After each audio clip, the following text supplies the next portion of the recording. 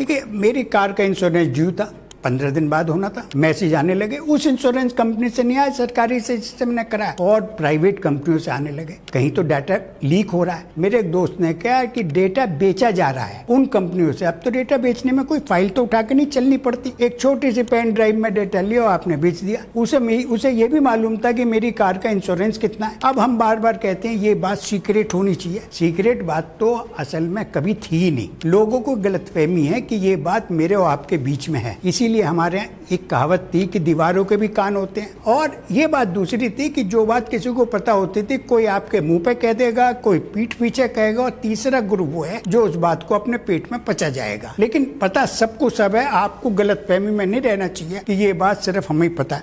तो मैं इंश्योरेंस के आपसे बात कर रहा था। अब वो कई इंश्योरेंस कंपनियां मुझे कॉल कर रही है। एक तो फोन वैसे ही बहुत सारे फर्जी आते हैं, IDFC बैंक से, इस बैंक से, यस बैंक से लोन लीजिए साहब, ये करिए। अब ये फ़ोन और आने लगे। तो मैंने इंश्योरेंस करा के कोई गलती करी है क्या कि जो इंश्योरेंस मैं नहीं करा रहा हूँ, या इंश्योरेंस करा रहा हूँ तो मुझे उसका कोई नुकसान भुगतना पड़ रहा है?